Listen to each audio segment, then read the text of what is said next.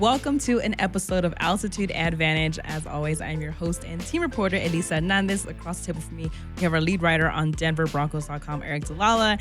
And we are very excited because the guys are back. Rookies have reported, veterans have reported, and training camp officially opens on Friday. We're ready to go in the studio. I went to the team store, got some new stuff for us. Are you excited to wear it? I am excited. Why don't you? You want to wear mine first? We can put them on together. Yeah, we can put them on together at the same time. Ready?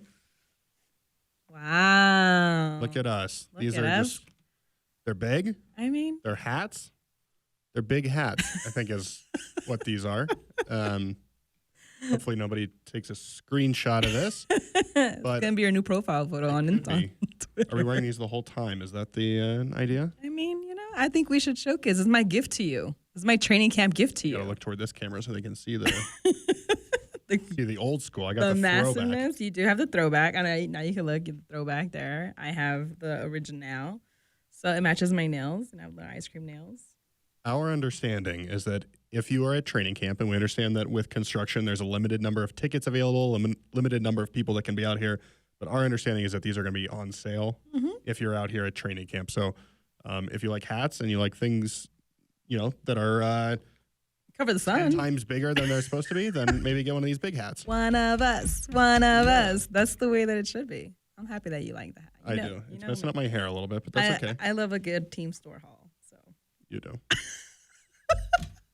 Well, how are you feeling? I know it feels good to see the guys out there. It's serious. It's time for serious. You can keep it on, but I got to get serious. Yeah, that's right. That's why he's the lead writer, because you're getting ready to analyze everything I'm about to throw at you right now. Again, we appreciate you guys listening to us, and if you're watching on YouTube, I really hope you enjoyed Aric putting his hair at risk just to show you how much he loves. How much everybody means to me is that I put my hair at risk. Well, how are you feeling? Obviously, the guys were here this week, acclimation practice, kind of getting situated, coming in. We heard from a few of the guys this week. It's been really fun to kind of get their mindset. They're ready to go, though. I feel like they're ready to get back to business. For them, I feel like they want week one to be here right now. Yeah, I think there's two things that I kind of take from this week, right? One is, what are the initial observations from the on-field work? And we'll get to that in a second. I will say there's only so much that we are able to talk about from these closed acclimation practices. We kind of treat them like an OTA, like a mini camp practice. So we'll share some observations, but I think we'll start there. But it's also normally a time where it's kind of like a state of the team, right? And there wasn't a big, media barbecue this year, but we did hear, or we have heard so far from Sean Payton, from Pat Surtain, Mike McGlinchey, Quinn Miners, Talanoa Hufanga. So some of the vets, some of these the core guys, the core pieces of what we expect this team to be. And for good reason, one of the main topics has been the Super Bowl and this team's goals and this team's aspirations and the heightened expectations from a year ago.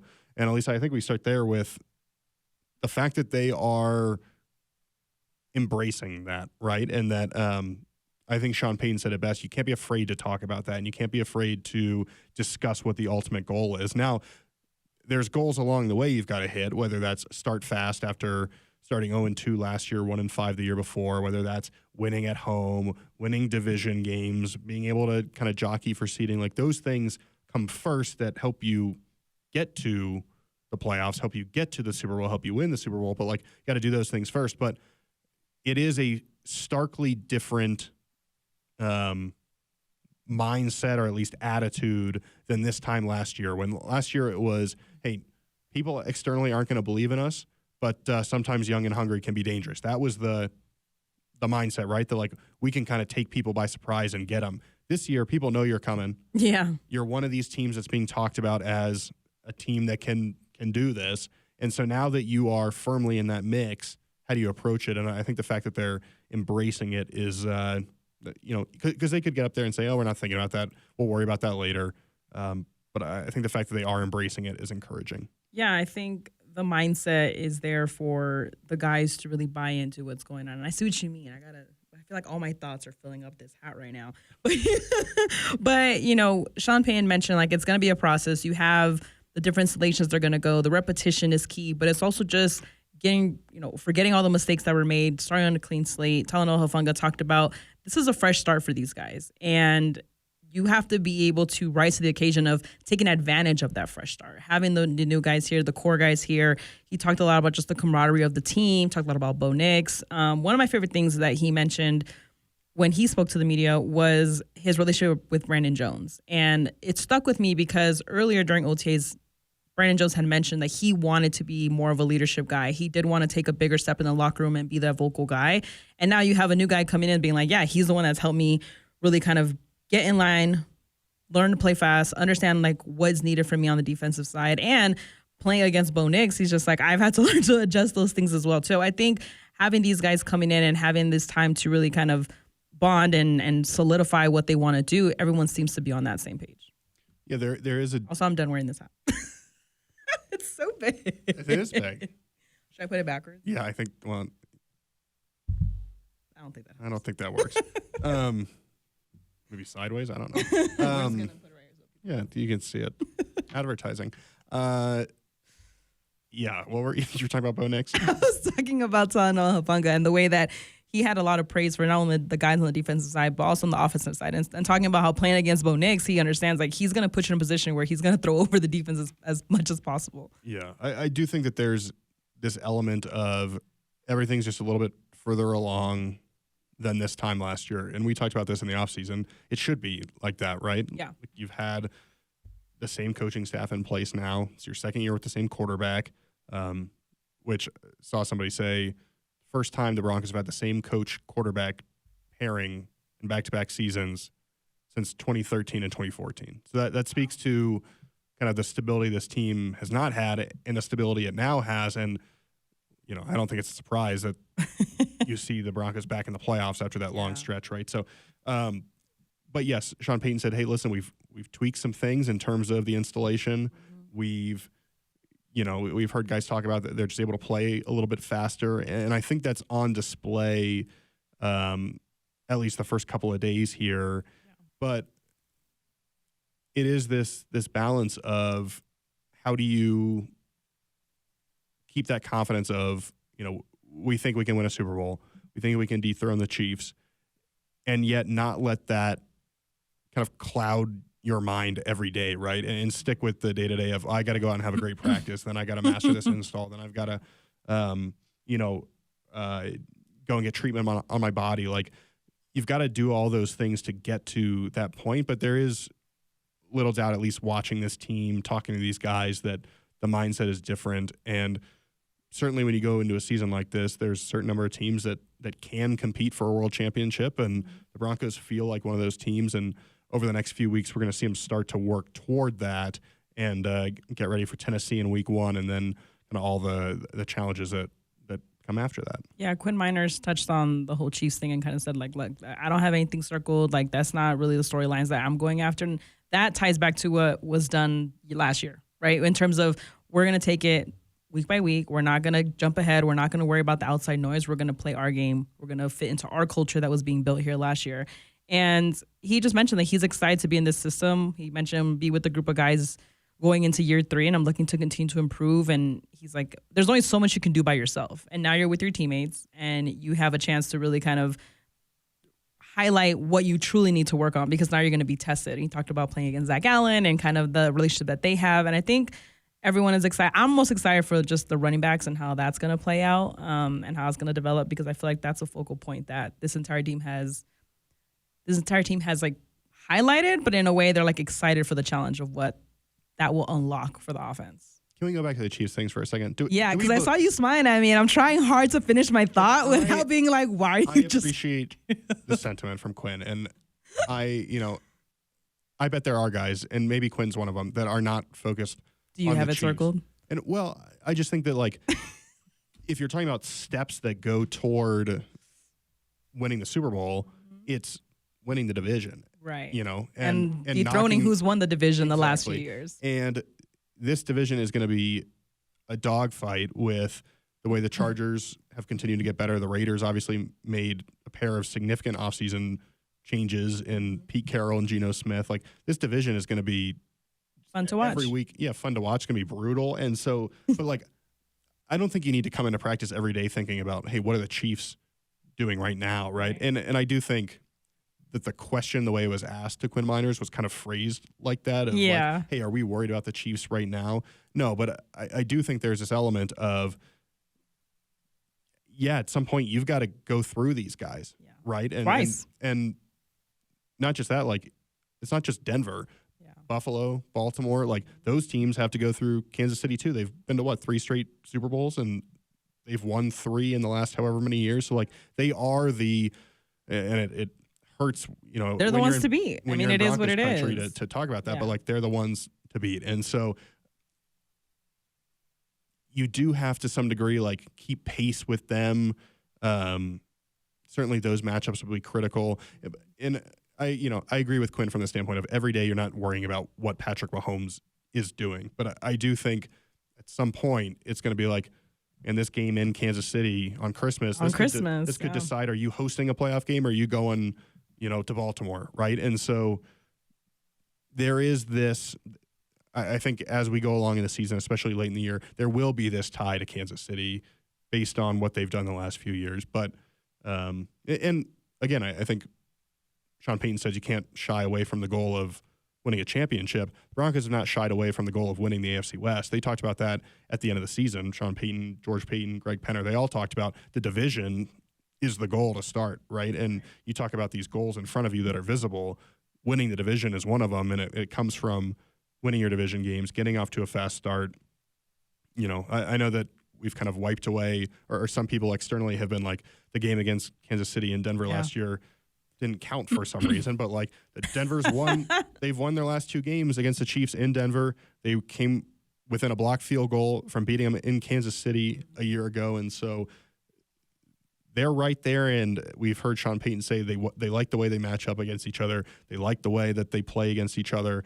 There is this kind of, and maybe not yet, maybe not in training camp, but when we get to the year, there is this sense of like, can you get past this Chiefs team? So I just wanted to put that out there. That I appreciate the sentiment and the like one day at a time mentality, but as you talk about the Super Bowl and you talk about divisions, the Chiefs are a part of that conversation. Right. And that I think, and that's also kind of what he mentioned, right? Because he's like, that's for you guys to talk about. That's not for me to talk about or worry about. So he had a point there. And I know deep down they're all competitors. So whether you're going to admit it or whatever, like you mentioned, it might not be Quinn, but I know there's somebody on this team that's probably circling that game like, all right, this is the game that we have a chance to show. And I think that ties into what Hufanga said in terms of this is a fresh start. And fresh starts don't mean anything if you continue to make the same mistakes. And so they're saying, like, we need to rise to the occasion to take advantage of this fresh start and show, like, this is the new look Broncos. And with the core guys that are here, what we can do, like, it's almost like just wait and see. Like, you guys have to just sit back and enjoy the process of what this is going to be, because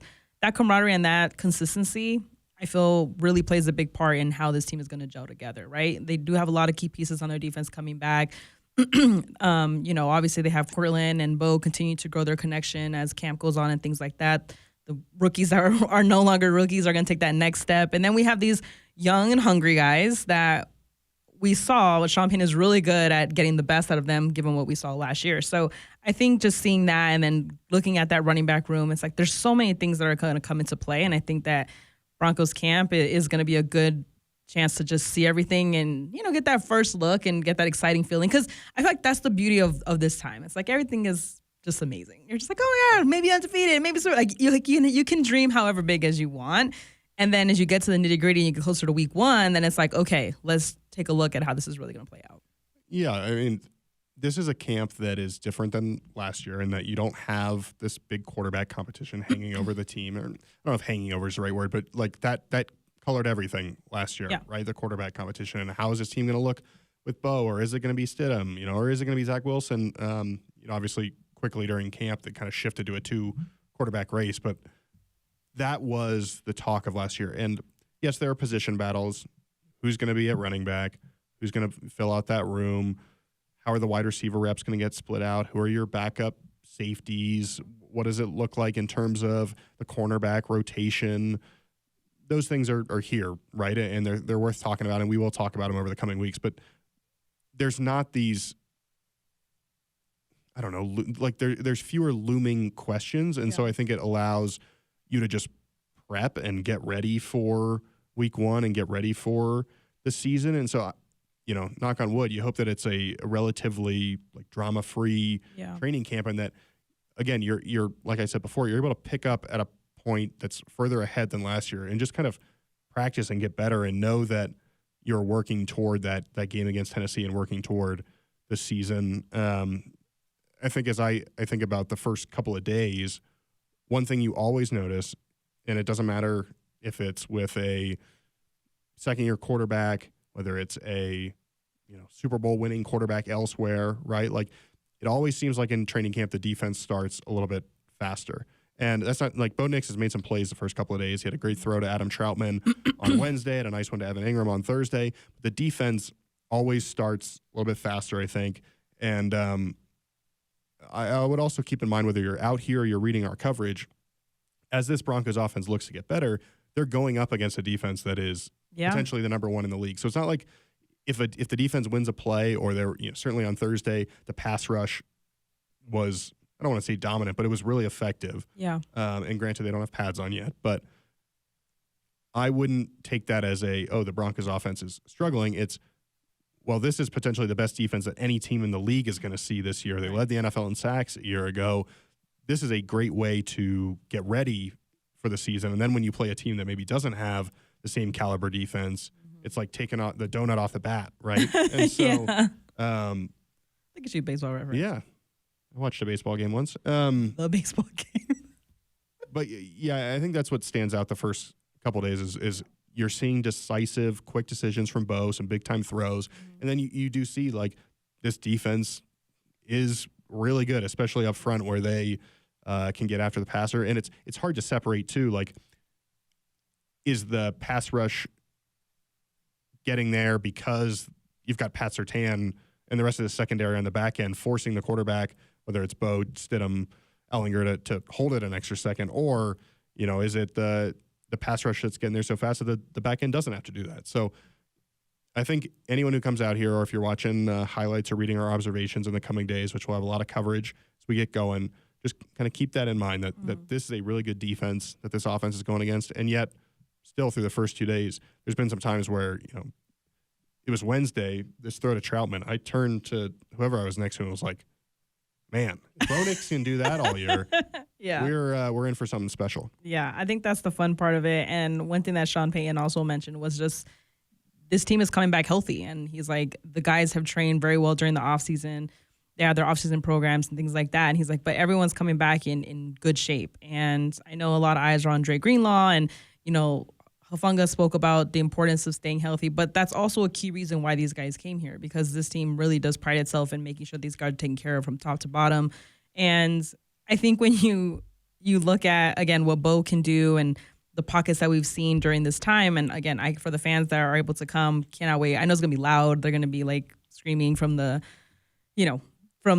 they see the guys coming out, but Huff talked about that too. Just there's just an excitement of just being around. Some families were here, and some families are going to be here, and it's that time to really kind of showcase. And they've talked about it this entire offseason, honing in on the details, making sure that they're ready, taking no days off, understanding like people are going to come after them even harder now, because last year, a little bit of a dark horse. Now, like, they know exactly what Marvin Mims can do. They know that Cortland is that reliable guy that now Bo Nix can connect with. And, they mentioned it, which I'm going to touch on this really quick. Bo Nix was named to top 100 NFL, coming in at number 64. And I watched this video, and they said, I think it was Nick Bonito that said, or maybe Pat Surtain, but he said, like, anytime we see Nick throw the ball to Surtain, he's like, it's probably a touchdown. Like, they were just so confident about that. And I know that's one of the things that they're going to continue to develop as camp goes on. And I'm excited. Yeah. You putting your hat back on? Wow. Hat back on one more time. We got the excitement. We are ready to go. It officially starts on Friday. We're going to have analysis. We're going to have observations. Training camp is here. And, we're less than, I guess we're close to 2 weeks away from the first preseason game. Like, the season will be here before you know it, but it's time to hit the ground running. A lot of practices in a row, a lot of time to get better and watch Bo Nix and, like you said, Marv and Court and all these guys go head to head with a really good defense, and excited to see how it all plays out. Are you hyped? like a bobblehead with this thing Or on. like a bobblehead. Well, we appreciate you guys listening and watching another episode of Altitude Advantage. Once again, I am your host and team reporter, Elisa Hernandez. Across the table, we have our team store model, Aric DiLalla, also our lead writer. Royalties or something. You should. Well, we can't wait to see you guys. Make sure you guys tune in for all of our coverage on denverbroncos.com, YouTube. Make sure you guys follow us on social media. It's time to go. We got to go.